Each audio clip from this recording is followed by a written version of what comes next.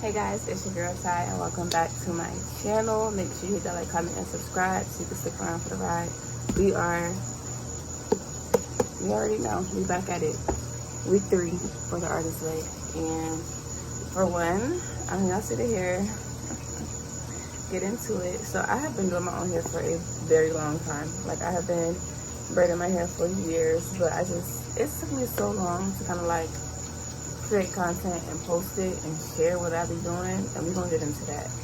But all in all, welcome back to my channel, and let's get into week 3 of the Artist Way and just how I feel, my little check-in, my little update for you guys so we can keep the journey going. So week 3 is recovering a sense of power. So yeah, I love that for us. So going over week 3, give me a quick little second. Mind you, we got a nice little setup going on out here, but I ain't gonna show too much. We just vibing. Hopefully we got the good angles, y'all. I got my hair up because I usually sweep like this. I just wanted to also show y'all my hair a little bit before I wrapped it up to go to bed. Yeah, it just hit me because I was like, okay. So first thing off rip, when you start this chapter, it says anger is fuel, and that's a motherfucking fact. Because y'all ever have a situation where like when you get mad, you start cleaning, you get mad, you start getting your stuff done, when you get mad, you start finding all this extra adrenaline and power and push that you ain't never know you had before you use that anger to transmute it and to alchemize it into your best benefit. That's what I get from that. Yeah, so week 3, it talks about like unaccustomed bursts of energy, sharp peaks of anger, joy, and grief. You'll be dealing with like just a whole bunch of different emotions that come up when it comes down to just being an artist or being a creator, being a person, being a human existing on this planet. It's gonna just come with so many different emotions, and I talk about that all the time because I feel like with the whole toxic positivity, especially when you bring spirituality into it and like manifestation, law of attraction, and discovering your power, people can tend to look at like anger or rage or like even disgust as like emotions you try to push away or suppress, and it's only gonna fuel more. It's only gonna like add more fuel to the fire. You're gonna be more pissed off and more mad at yourself for not really like fully pushing through. For example, you ever have an opportunity or situation or something that you're doing and you had the intention of showing up in some way, and then maybe you got shy, maybe you got nervous, maybe you got scared, maybe you had a performance that didn't go well, maybe you had a meeting that didn't end up how you wanted it to end up, and you'd be mad as fuck. Listen to that anger. You know what I mean? Like people be like, oh, that person is crashing out because they're extremely upset. No, like there was something that happened there. There was something within you that maybe you had a hard time like pushing through. You had a hard time speaking up for yourself in that moment. You had a hard time defending yourself. You had a hard time asking for what you wanted, so it caused you to feel anger. Now what is that anger saying?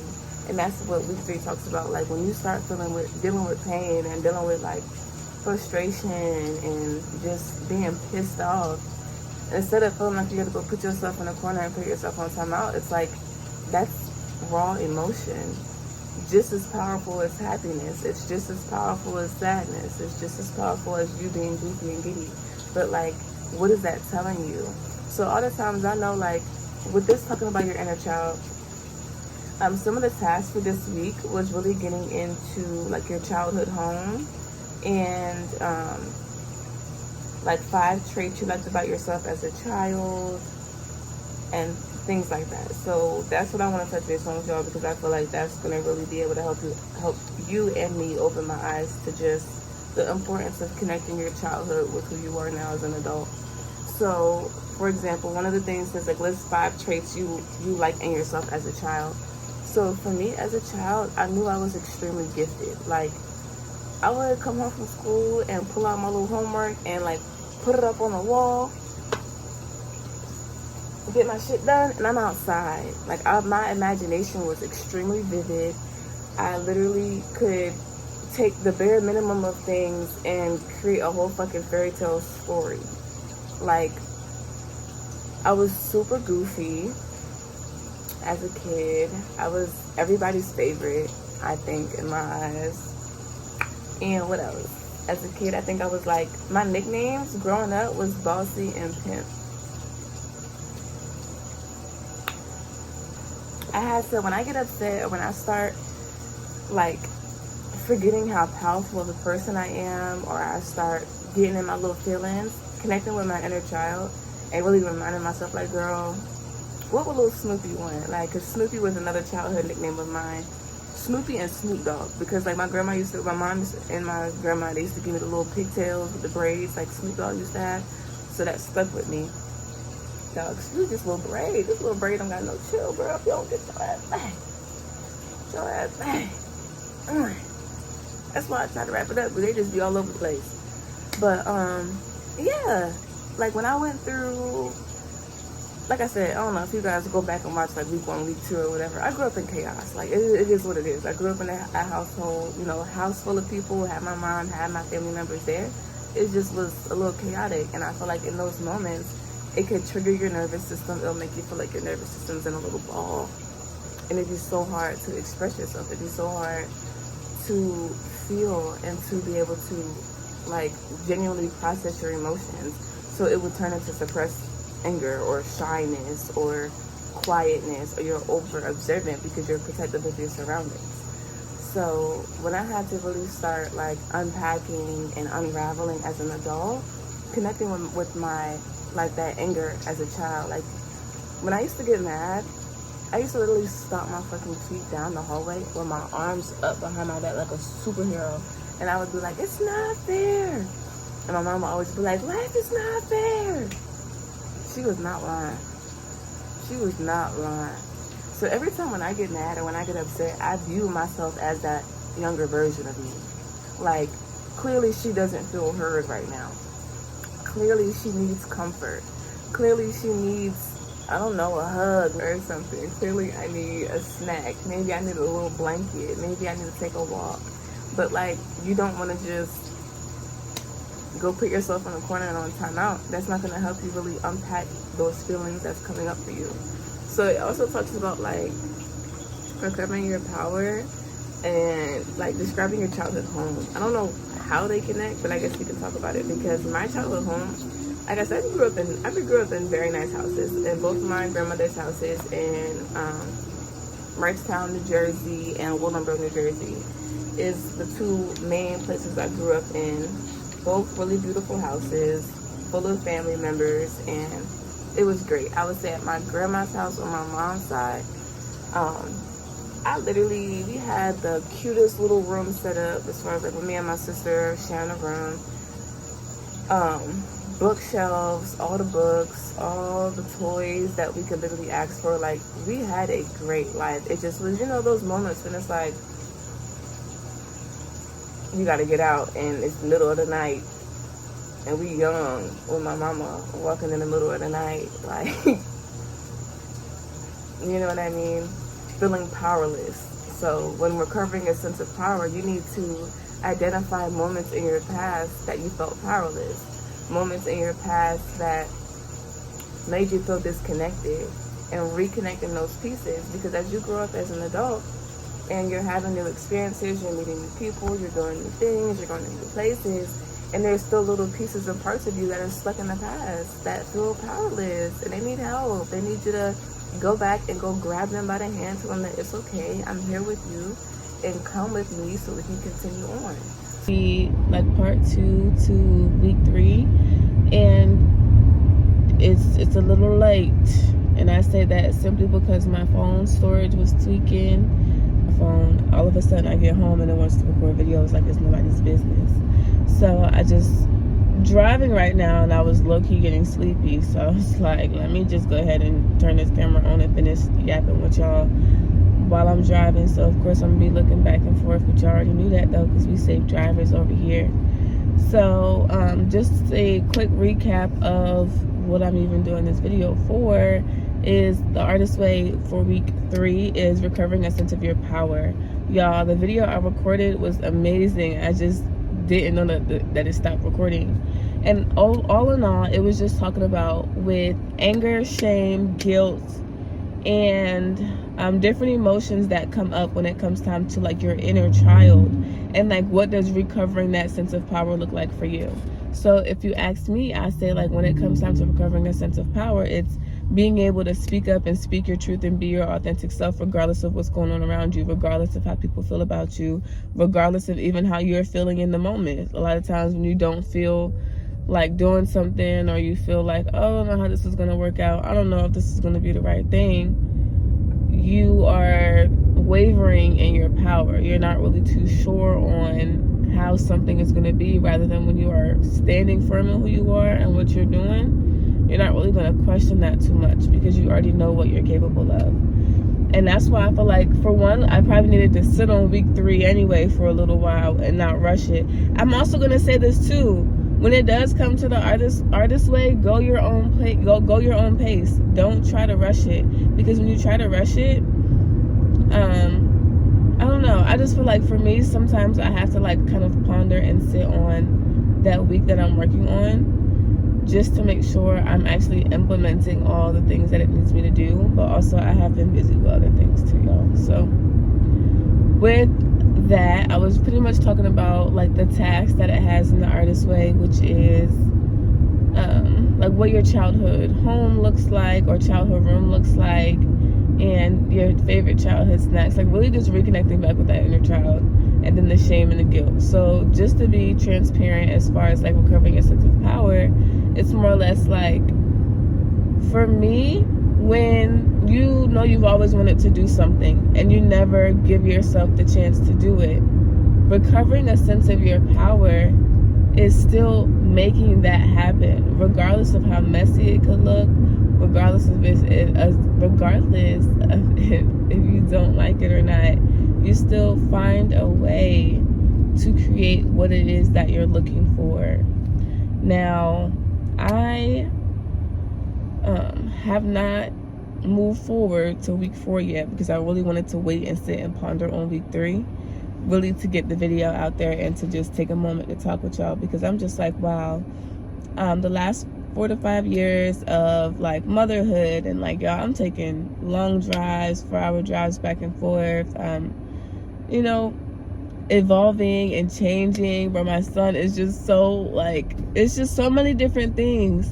But when it comes time to like me, like what do you really want? I'm telling you, when you maybe come across relationships or motherhood or certain people that you may share children with, you have to block out all that negativity, all the noise, all the projections, to really honor your true authentic self, your soul. Let your soul shine. And I say this because I am a reader. I love to be able to educate myself on the things that's going on, and not even just the things that's going on, but like different types of books, different types of ways to expand myself. And I feel like I also naturally had and held a lot of knowledge and like emotional intelligence.